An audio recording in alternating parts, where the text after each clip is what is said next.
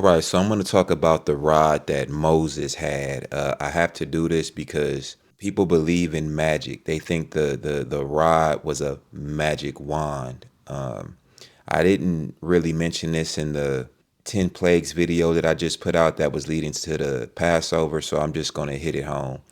So in doing this, I'm going to use basically this lexicon.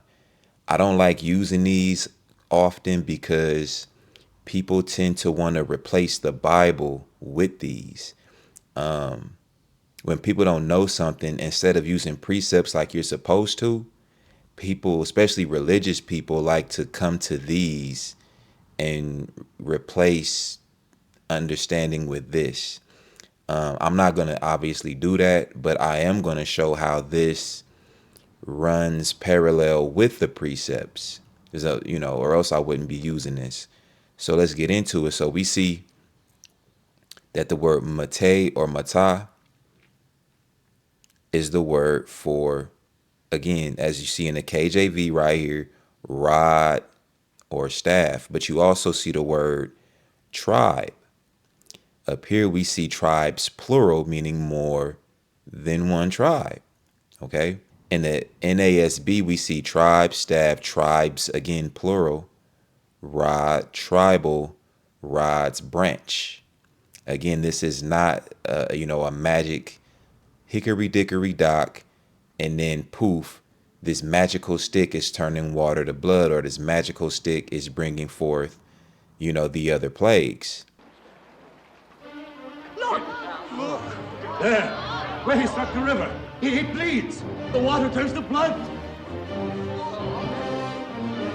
I will revisit Isaiah. So Isaiah mentioned that the rod of the Most High's inheritance is Israel, aka Jacob. It's a battle axe and weapon of war.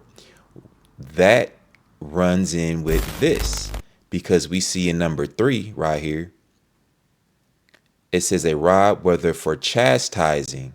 Well, that was what was going on with these 10 plagues.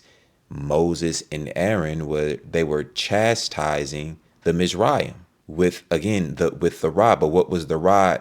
Isaiah says it's the nation of Israel. Well, Israel consists of 12 tribes right there. Sometimes the lexicon will contradict, Bible. I don't want to say context because even that word gets misused, but sometimes the lexicon will contradict the Bible entirely. Sometimes it will complement the Bible because it's through the precepts you get understanding. It's not through your emotions. It's not through, special effects in movies, and it's not through a concordance. It's through the precepts you get understanding.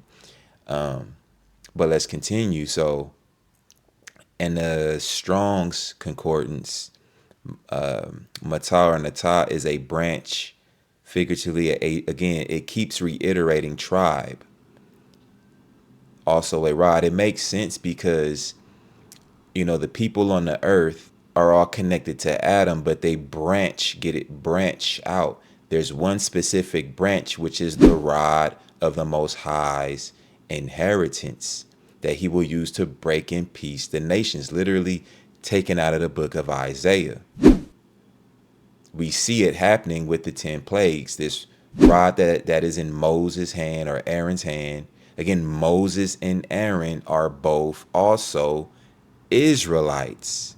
Again, from the same family, specifically the tribe of Levi, but they're all connected as the nation of Israel.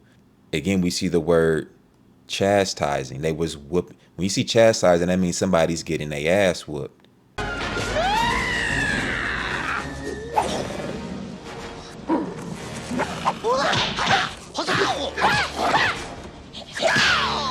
That's really it. I just wanted to hit this point. It's not a magic stick. It's not a magic wand. It is a tribe or nation of people. The lice, the flies, and the locusts wasn't literal. It would have to be magic for 2 men to control lice, flies, and locusts. These swarms was swarms of people, because that's the rod that Moses and Aaron had in their hands. Smiting the dust wasn't literal dust. The dust is defined as an innumerable amount of people. You can't number them. You can't number the people of the Mizraim. That's the dust being smitten. Time and time again, we have to revisit this because people believe in BS. That BS is not found on the pages. But that's all I have for now, as it is written, and I'm out.